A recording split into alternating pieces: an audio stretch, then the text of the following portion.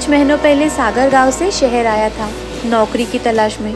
सागर पढ़ा लिखा था पर शहर में उसे कोई नौकरी नहीं मिल रही थी। धीरे धीरे सागर के सारे पैसे खत्म हो गए। उसके पास खाने तक के लिए पैसे नहीं बचे थे। ये शहर मेरे जैसे लोगों का नहीं है। मैं आज की रात ही गांव चला जाता हूँ। वहाँ कम से कम 2 वक्त की रोटी तो नसीब होगी। सागर उसी रात गांव के लिए निकल गया। वो गांव में भी अकेला ही रहता था। 8 साल पहले ही सागर की माँ का देहांत हो गया था। तब से सागर अकेला ही रहता था। देख देख आ गया भगोड़ा। शहर से भी तुझे भगा दिया क्या? नहीं, मैं खुद लौट आया हूँ। शहर में भी तुम जैसे नीच लोग तो हैं ही। जो बोलना है बोल ले। भूखा तो तू यहाँ भी मरेगा, और अगर भूखा नहीं मरना है तो अपनी जमीन मुझे बेच दे। भूखा मर जाऊंगा पर अपनी जमीन किसी को नहीं बेचूंगा। सागर अपने घर पहुँचता है। घर में कुछ भी खाने का सामान नहीं था। गेहूं की बोरी तो चूहों ने काट दी। घर में कुछ खाने को नहीं है। दुकान से कुछ उधार ले आता हूँ। सागर गांव के पास वाली दुकान में आता है पर दुकानदार ने भी उसे कुछ भी नहीं दिया। अरे नहीं नहीं भाई, पहले नगद फिर सामान। अरे मैं कहीं भागा थोड़ी जा रहा हूँ। 1-2 दिन में पैसे दे दूंगा। अरे होंगे तब तो दोगे ना। तुम्हारे पास तो पैसे ही नहीं हैं। निकलो निकलो यहाँ से। ऐसी परिस्थिति में तो अच्छे अच्छे लोग टूट जाते हैं, पर मुझे तो रोना भी नहीं आ रहा है। ना जाने भगवान ने मुझ में इतनी हिम्मत कहाँ से दे दी। पहले पिताजी गुजर गए और फिर माँ। अपनी पूरी जिंदगी मैंने मुश्किलों में काटी है। अब मेरे पास खोने के लिए कुछ नहीं बचा। थोड़ा गर्म पानी पी लेता हूँ, शायद भूख मिट जाए। सागर एक पतीले में पानी लेता है और उसे चूल्हे पर चढ़ा देता है, जिस चूल्हे पर सागर की माँ खाना बनाया करती थी। काश मेरे माँ की हाथ की खिचड़ी मिल जाती।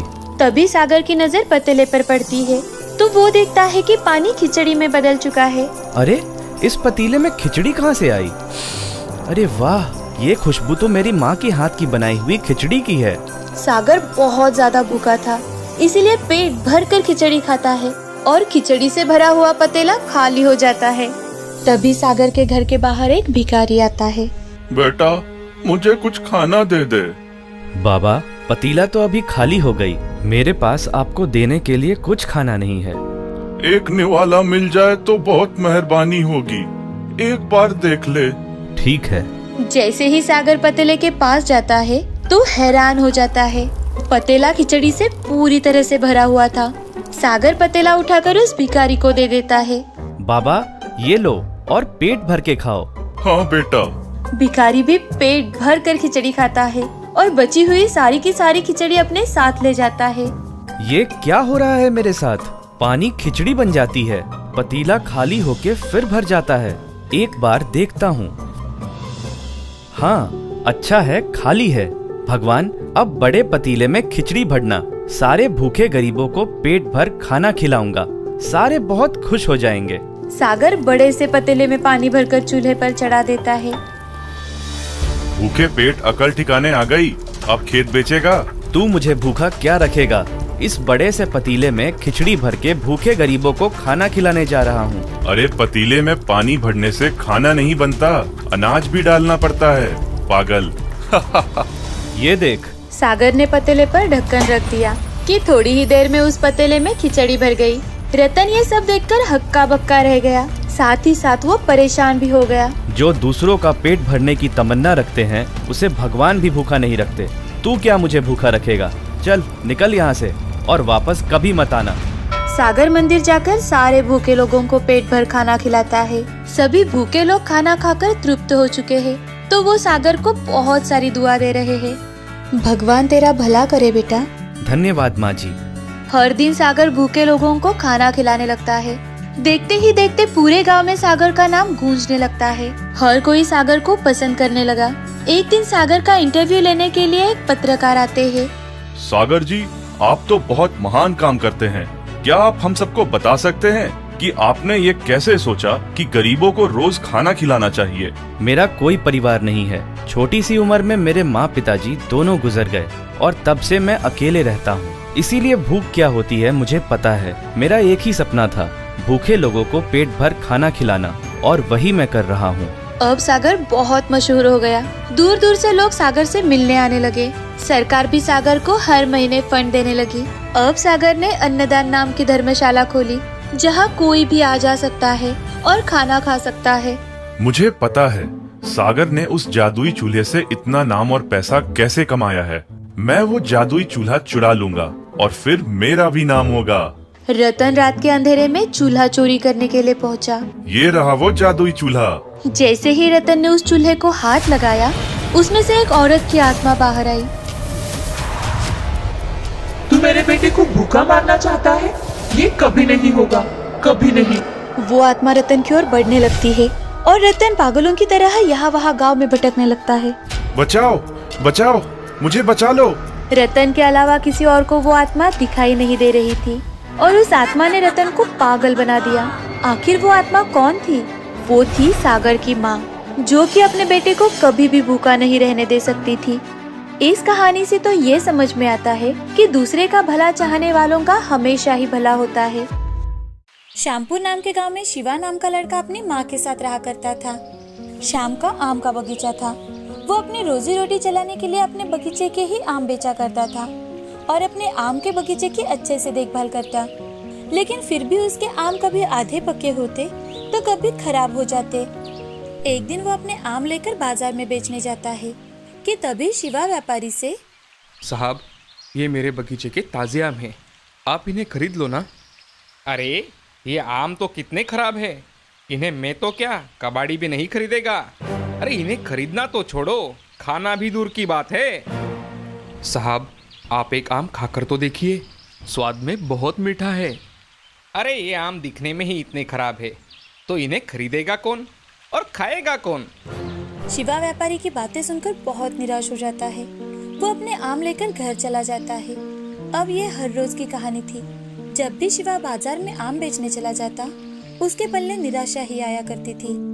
उसके आम पड़े पड़े सड़ रहे थे। ये सब देख वो और भी ज्यादा निराश हो रहा था, जिसके चलते उसके सर पर कर्ज का बोझा बढ़ता ही जा रहा था। इतना ही नहीं, उसने जिनसे जिनसे कर्जा लिया था, वो अब घर आकर उसका सामान लेकर जाना शुरू हो गए थे। उन्हीं में से एक था भुवन, जो कि एक आम के बगीचे का मालिक था। उसके बगीचे के आम शहर में जाते और बहुत अच्छे दामों से बेचे जाते थे। भुवन बहुत ही लालची और मतलबी इंसान था। वो किसी का पैसा नहीं छोड़ता था। वो एक दिन शिवा के घर आकर, अरे शिवा, मैंने सुना है तुम पर कर्ज का बोझा तो बढ़ता ही जा रहा है।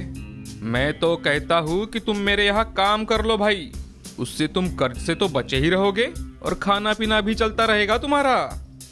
मैं मेरा देख लूंगा सेठ जी, आपके मशवरों की मुझे कोई जरूरत नहीं है। मैं सड़क पर रह लूंगा, मगर मैं आपके यहाँ नौकरी बिल्कुल नहीं करूंगा। शिवा की बातें सुन भुवन को बहुत ज्यादा गुस्सा आ जाता है और वो शिवा से, अरे ओ भूखे फकीर, खुद तो भिखारी है और मुझे ज्ञान बांट रहा है। जरा बातें औकात देखकर करनी चाहिए।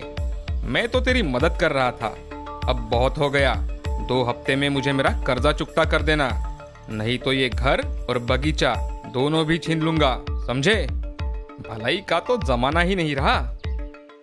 भुवन शिवा को खरी खोटी सुनाकर वहाँ से चला जाता है। भुवन की सारी बातें सुनकर शिवा वही सोचते बैठ जाता है। तभी शिवा अपनी माँ से, माँ, मैंने इस भुवन का अगर कर्जा नहीं चुकाया तो ये हमारा घर और बगीचे की नीलामी कर देगा। मुझे तो अब गांव में कोई कर्जा भी देने के लिए तैयार नहीं है। अब मैं क्या करूँ माँ? शिवा की उदासी भरी बातें सुनकर शिवा की माँ रमा शिवा से, बेटे, ऐसे निराश होकर कैसे चलेगा? उस भुवन को तो तुम्हें अच्छा खासा सबक सिखाना चाहिए। वो इसी तरह से लोगों को लूटता है। तुम शहर जाकर क्यों नहीं देखते? शायद कुछ बात बन जाए। रमा की बातें सुन शिवा को नई उम्मीद मिलती है। शिवा अगले ही दिन शहर चला जाता है और शहर में जाकर कुछ दुकानदारों से कर्जा मांगता है, लेकिन किसी से भी पहचान ना होने के कारण उसे कोई कर्जा नहीं देता। सुबह से शाम हो जाती है। अब शिवा निराश होकर घर लौटने के लिए जंगल के रास्ते निकलता है। थोड़ी देर चलने के बाद शिवा को रास्ते में एक साधु बाबा बेहोश पड़े दिखाई देते हैं। ये देख शिवा उनके पास चला जाता है, उन्हें उठाने की कोशिश करता है, लेकिन वो उठते ही नहीं। अब शिवा अपने पास का पानी लेकर साधु बाबा के चेहरे पर छिड़कता है कि तभी साधु बाबा उठकर बैठते हैं। थोड़ा पानी पीने के बाद उन्हें अच्छा लगता है। बाबा, अब आपको कैसा लग रहा है? मुझे अब ठीक लग रहा है। तुमने इस बाबा की मदद की है। तुम्हारा हमेशा कल्याण हो। बोलो बेटे, तुम्हें क्या चाहिए? बाबा, मुझे कुछ नहीं चाहिए। मुझे सिर्फ आपका आशीर्वाद चाहिए, जिससे मैं मेरा कर्जा चुका सकूं। साधु बाबा अपनी पोटली में से एक बीज निकालते हैं और वो शिवा को देकर, बेटा, ये बीज अपने घर लेकर जाओ। घर जाकर इसे लगाते समय तुम जिस फल का नाम लोगे, उस फल का ये पेड़ बन जाएगा। ये तुम्हारी सारी गरीबी मिटाएगा। वो बीज अपने हाथ में लेकर शिवा बाबा से, धन्यवाद बाबा, अब मैं चलता हूँ। ऐसा कहकर शिवा साधु से आज्ञा लेकर घर चला जाता है। घर जाते ही अगले दिन शिवा वो बीज अपने बगीचे में लगा देता है और लगाते समय आम के पेड़ का नाम लेता है। 2 दिनों बाद ही वो बीज एक छोटे से पौधे में बदल जाता है। पौधा देखा तो शिवा बहुत ज्यादा खुश हो जाता है। तो शिवा खुद से, अरे, ये तो चमत्कारी पौधा लग रहा है, जरा देखो तो। ऐसा मन में सोचकर शिवा घर चला जाता है। दिन ब दिन वो पौधा बड़ा होता जा रहा था। वो अपने बगीचे के बाकी के आम के पेड़ों के साथ साथ इस पौधे का भी अच्छे से ख्याल रख रहा था। अब 8वें ही दिन पौधा बड़े आम के पेड़ में बदल गया था। उस पेड़ पर सुनहरे आम लगे थे। तो शिवा को वो आम कुछ अलग लगे, इसीलिए उसने पेड़ से आम तोड़कर देखा तो वो आम का पेड़ कुछ साधारण आम का पेड़ नहीं था और ना ही उस पर लगे आम कुछ साधारण थे। वो तो सोने के थे। सोने के आम देखकर शिवा बहुत ज्यादा खुश हो जाता है। हे भगवान, आप बड़े दयालु हो। मुझ पर आपकी ऐसी ही कृपा दृष्टि बनाए रखना भगवान। अब शिवा पेड़ से और 4 आम तोड़ता है और वो 5 आम जाकर बेच देता है। आम बेचकर जो पैसे आए थे उससे वो भुवन का पूरा कर्जा चुका देता है। ये देखकर भुवन हक्का बक्का रह जाता है। काम के चलते भुवन ने शिवा को अनदेखा किया, लेकिन दिन ब दिन शिवा की तरक्की हो ही रही थी। उसने अपना सारा कर्जा भी चुका दिया। कुछ ही दिनों में वो अपने माँ के साथ अच्छे मकान में रहने लगा। साथ ही उसने बड़ी बड़ी गाड़ियाँ और जमीन खरीदना भी शुरू कर दिया। ये देख भुवन साहूकार शिवा से जलने लगा। वो मन ही मन, इस शिवा के बच्चे को ऐसा कौन सा खजाना मिल गया है जो इसके पास इतने पैसे आ गए हैं? मुझे कल ही उसके बगीचे में जाकर देखना चाहिए। भुवन अगले ही दिन शिवा के बगीचे में चला जाता है। वहाँ पर सोने का बड़ा सा आम का पेड़ देखकर वो चौंक जाता है और खुद से, ओ, तो इस शिवा का ये राज है। मैं अभी ये पेड़ काटकर इसके सारे आम चुरा कर लेकर जाता हूँ। ऐसा मन में सोचकर भुवन पेड़ के पास चला जाता है और आम निकालने के लिए हाथ ऊपर करता ही है कि तभी वो एक बड़े से गड्ढे में गिर जाता है। भुवन गड्ढे में गिरते ही जोर से आवाज होती है तो आस पड़ोस के बगीचे वाले भी वहाँ आ जाते हैं। ये देख भुवन डर जाता है कि तभी शिवा वहाँ आकर, सेठ जी, मैं सोच ही रहा था कि अब तक आप मेरे आम के पेड़ को देखने के लिए कैसे नहीं आए। इसीलिए मैंने आपके आने से पहले ही यहाँ गड्ढा खोद के रखा था, जिससे मेरे आम कोई चुरा ना ले। ये सुन भुवन सिर पर हाथ मार लेता है और वो शिवा से, अरे अरे शिवा, मैं तो सिर्फ यहाँ देखने आया था भाई, कुछ चुराने के लिए नहीं। चलो मुझे बाहर निकालो यहाँ से। अब आपको तो यहाँ से पुलिस ही बाहर निकालेगी। आपने मेरे जैसे कितने गरीबों को गांव में ठगा है, आज उस सब का हिसाब होगा। अरे अरे शिवा, तुम तो मेरे बेटे जैसे हो ना। क्या क्या क्या तुम मेरे साथ ऐसा करोगे बेटा? वो क्या है ना सेठ जी, आपको अगर आज मैंने ऐसे ही छोड़ दिया तो आप हमेशा गरीबों को लूटते रहोगे और उनका नुकसान करते रहोगे। ऐसा कहकर शिवा पुलिस को कॉल करता है और उन्हें बुला लेता है। पुलिस के आते ही भुवन की बोलती बंद हो जाती है। पुलिस अपने साथ भुवन को चोरी के इल्जाम में लेकर चले जाती है। ये देखकर गांव वाले बहुत खुश थे, क्योंकि भुवन ने कई सारे गरीब लोगों को लूटा था। धीरे धीरे कर शिवा बहुत अमीर बन जाता है। अब हमेशा ही शिवा गरीबों में कुछ जरूरत की चीजें बांटता, नौजवान लड़कों को कर्जा भी देता ताकि वो तरक्की कर सके। अब शिवा और रमा दोनों माँ बेटे बहुत खुश थे। उनकी जिंदगी में जादुई सोने का आम का पेड़ हंसी खुशी लेकर आया था। इस कहानी से हमें ये सीख मिलती है कि जिंदगी में हमेशा सच्चाई के रास्ते पर चलना चाहिए और कितनी भी मुश्किलें आए उनका डट कर सामना करना चाहिए।